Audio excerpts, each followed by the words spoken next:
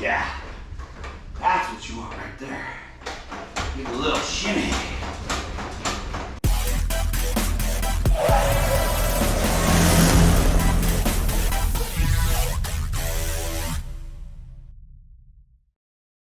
What's up, tread heads? Today we've got the 4Runner in the shop, and this thing rides like a wagon. And I'm sure a lot of you guys feel the same way about your first gen 4Runner, so I'm gonna show you guys how to make this thing and yours. We're going a little bit softer.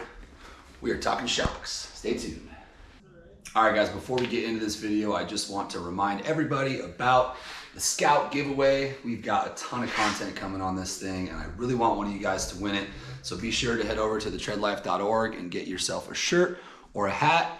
It's 46 degrees out today, so I'm rocking the 3/4 sleeve with a baseball tee, as some of you guys might know it. But yeah, get yourself some merch, get entered to win this thing. Every $5 spent on the website is gonna get you an entry into winning this 1961 LS swapped Scout 80. Okay, so for those of you who may be new to the channel, my first gen 4Runner is on coilovers and 3-linked and rides like a dream up front. However, in the rear, it is still on leaf springs with a regular shock mount. Now this shock mount is outboard the frame. We'll talk about that in a minute. But the biggest complaint that I feel like I ever see about leaf sprung vehicles, particularly older ones, is that they just ride super rough. And there's an easy way to fix that.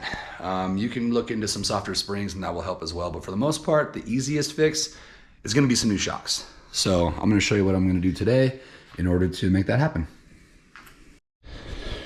All right, first thing we gotta do is get this thing in the air. And I just got a new jack. Listen how quiet that thing is when you're rolling it around. I'm in no way sponsored by Harbor Freight. Although, what's up, Harbor Freight? You know, you could holler at your boy. Just kidding. This is a cool jack.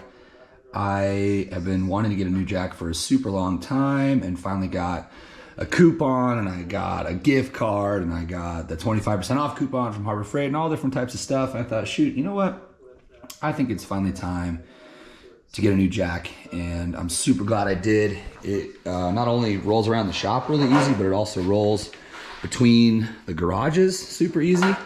And I'd say my favorite part about it is that extension on the front that allows me to just get under here in basically one pump. We are lifting. I should probably tighten it up. But in one quick pump, we are already on the axle and up in the air. Now, obviously, not gonna work for a lot of the lower vehicles, but if you got a little bit taller vehicle and got the space, I really, really, really love this jack. Can't say enough good things about it. Anyway, let's get up in the air. All right, so you're probably wondering, what is the difference between these two shocks? They are both BILSTEIN 5125s. This is the one that Trail Gear supplies in their 4-inch rear lift. This is a 12-inch stroke, 255/70 valve shock. And what that means is that it has a 255, I believe it's meters per minute. I don't actually know what the measurement term is, but it's a 255 compression, 70 rebound shock. And so what that means, and I'm going to show you kind of the best way I can describe it, is that it is really hard to push down. So when I put all my weight on it like this, it drops down and comes back very slowly. And if I was to put my weight on both of these shocks, they won't even go down. Oh, they will go down, but just a little bit. I really got to work to get these shocks to go all the way down. And I think the reason why they pick these heavier valve shocks is because a lot of folks, when they're doing their inboarding or putting longer shocks on their older Toyotas, they're actually tilting them inward like this. And when you tilt the shock inward like this, you start to lose some of that compression effectiveness the steeper the angle. And a lot of folks will put them darn near right next to each other. And so in order for it to maintain some of this travel resistance, to give you a heavier valve shock. Not knocking trail gear, I think that this is a killer shock. It's still a BILSTEIN 5125. Maybe if I were to put like a little bit more weight in here, maybe if I had like a rooftop tent on it or something like that, it would make more sense. Maybe in the future, I might switch back to these heavier duty shocks, but let me show you the difference in our 5125, 160, 57 compression and rebound. Watch how easily this thing goes down. That's just that easy. Now the return is probably just as fast, but as you can imagine, this is going to absorb the bumps much more softly. It's going to allow the leaves to travel a little bit more easily. It's still going to maintain, you know, that rebound, and so you're not going to get this hard jolt coming back up. But overall, it's just going to be a much more softer ride.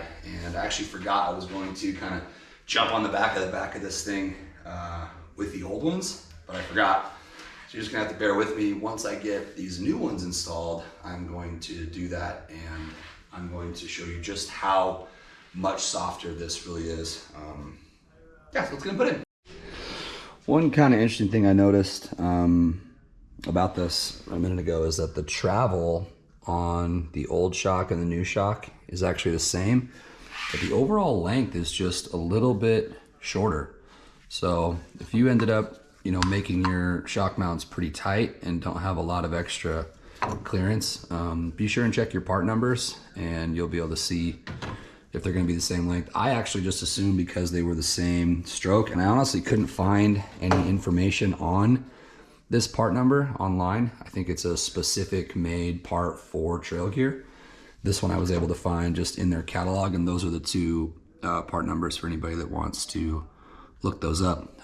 Just be mindful, they are slightly different. It's not gonna be an issue for me, but it may be for you.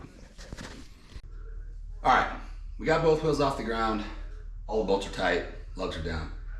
I did actually swap from an extended thread lug to just a regular conical seat lug, and I'm much happier that I did that. It's so much easier to get those lugs on. So I'm going to do a little drop test and drop the jack, let it sit and sink, and you guys can see just how much compression it's going to take if it were to ever, you know, be all the way up in the air and drop down into something. So.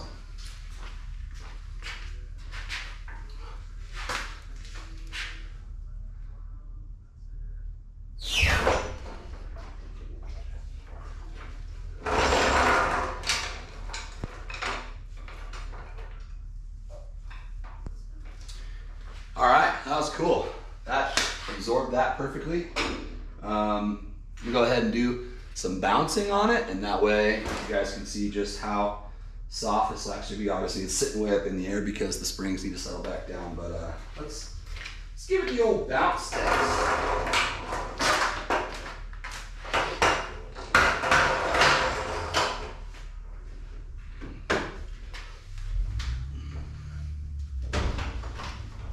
Oh yeah, that is gonna be so nice.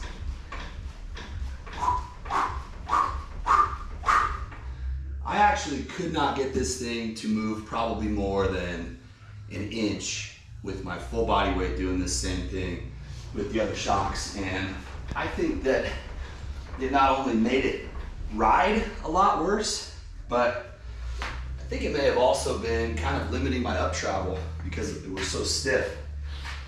I think it's actually maybe even sitting just a tiny bit lower, which I've wanted the rear to come down. I've actually already pulled 2 leaves out of this leaf pack just to get it to squat a little bit lower.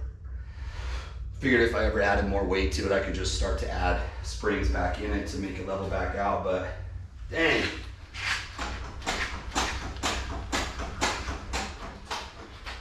I cannot wait to get this thing on the road and try these bad boys out. Woo! How's the workout? Jumping on the back of this thing. All right, guys. Well, if you made it this far, I can't thank you enough. Don't forget to check out thetreadlife.org for all of your Treadlife swag or any Toyota parts. And don't forget to check out Backcountry Upfitters for anything else. You can check out their ride visualizer on their website. Plug in your rig and see what your truck or SUV will look like with some new parts on it. That thing is super cool. I'm actually gonna post a link to that in the description below. Don't forget to like, subscribe, share, and we'll see you on the next one. Peace.